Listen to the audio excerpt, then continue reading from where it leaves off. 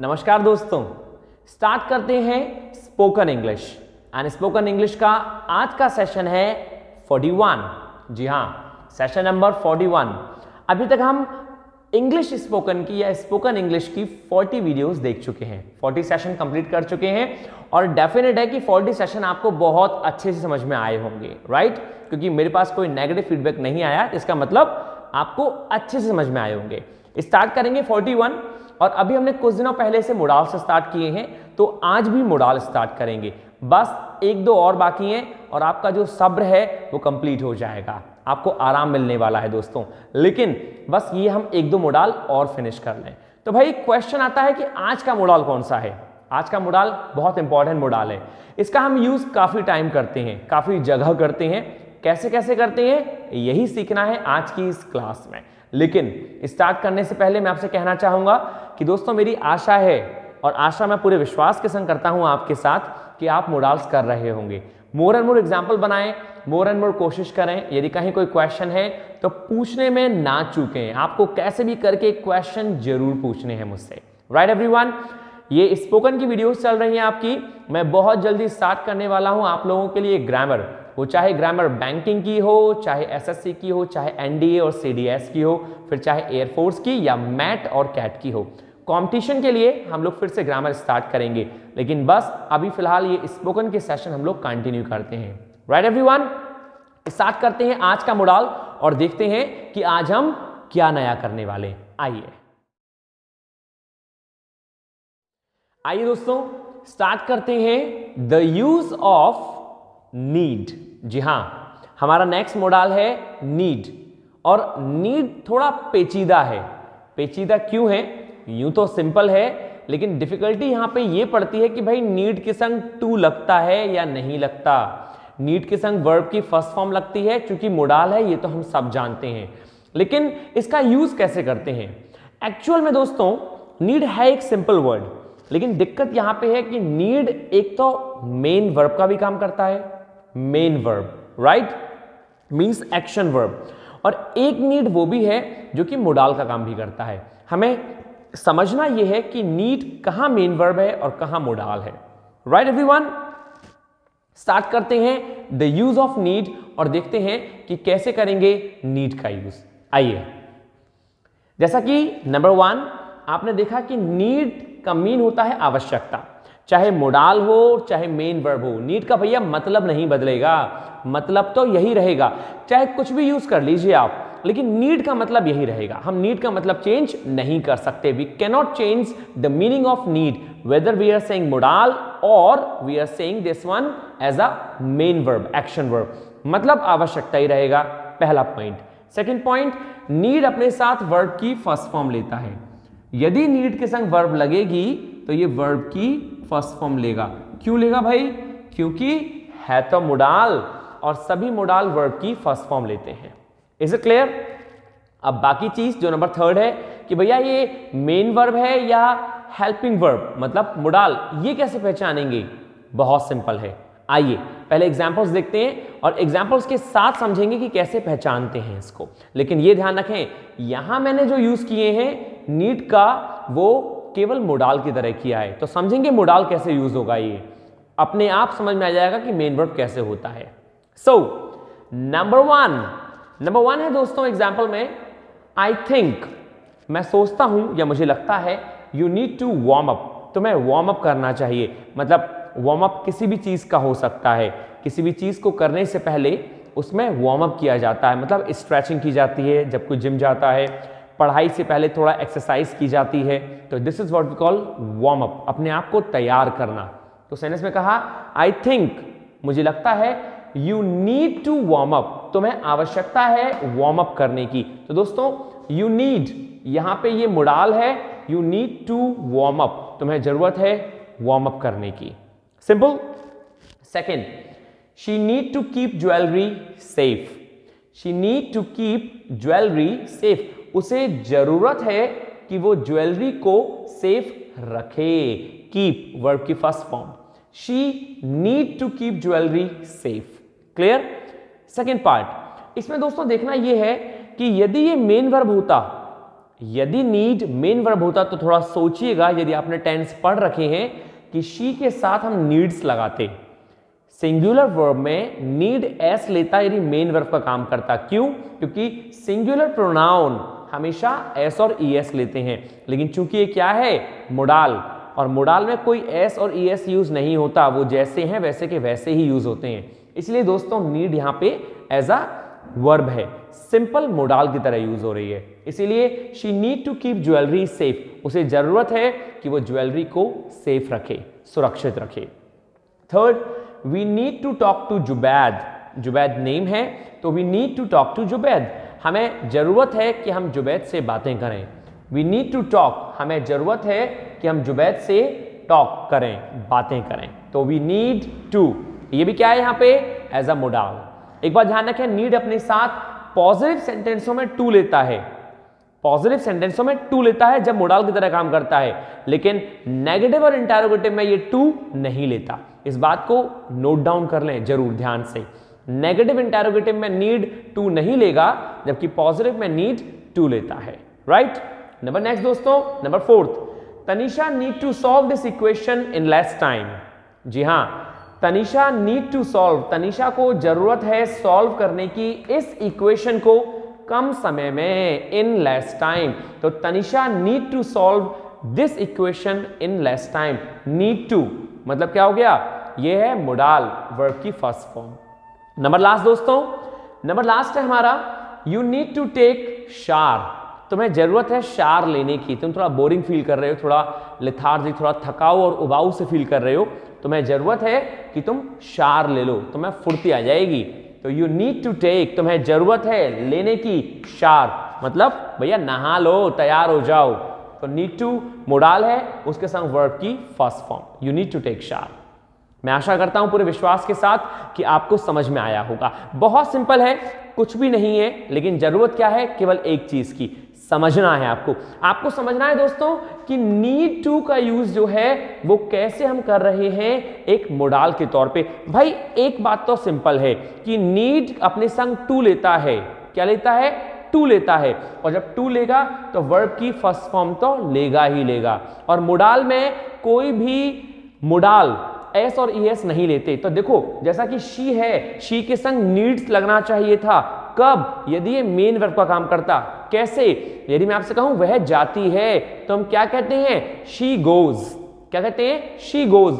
वह आता है, ही कम्स। वह खेलती है, शी प्लेज।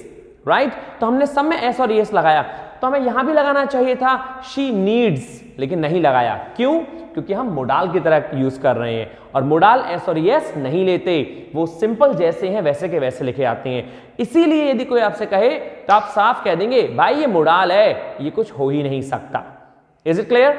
हाँ, ये एक अलग बात है कि प्लूरल जब होता है तो प्लूरल में भाई नीड जो है मोडाल है या वर्ब है, कैसे पहचानेंगे? तो आप सिंपल सी बात है, ये नीड के संग टू आ रहा है, ये मोडाल होगा। वर्ब का भी काम कर सकता है, मेन वर्ब का। राइट? तो वहां पहचानने की जरूरत नहीं है।